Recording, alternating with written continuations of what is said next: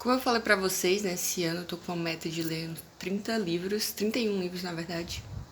E eu sempre procuro livros que eu possa aprender um pouco, principalmente sobre comportamento.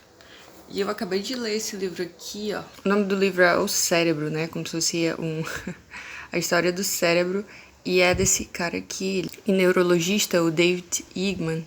E é mais ou menos uma recapitulação de como o nosso cérebro funciona desde quando a gente nasce, né? Quando nós somos bebês. E é interessante que ele fala que o cérebro do bebê, ele na verdade, ao se desenvolver, ele vai tirando coisas. Então o bebê tem a capacidade de aprender tudo, porque o cérebro é bem elástico e o ambiente é que vai fazer com que ele aprenda certas coisas e outras não.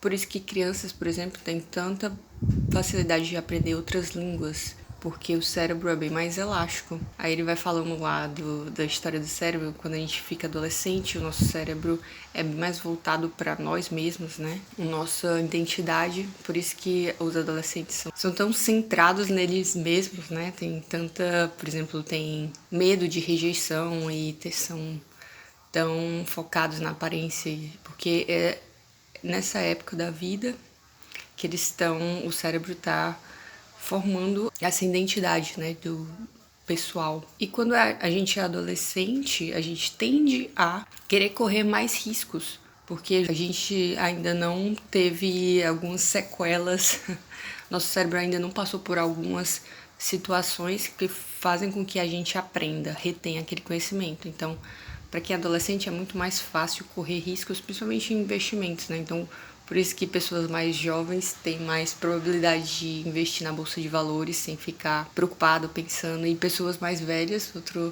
por outro lado, elas têm mais dificuldade em investir em renda variável, porque elas já passaram por várias circunstâncias que o cérebro aprendeu, que levaram ela a formular pensamentos sobre perder dinheiro, por exemplo. Então recomendo bastante essa leitura do David Eagleman, O Cérebro em português, o livro muito bom.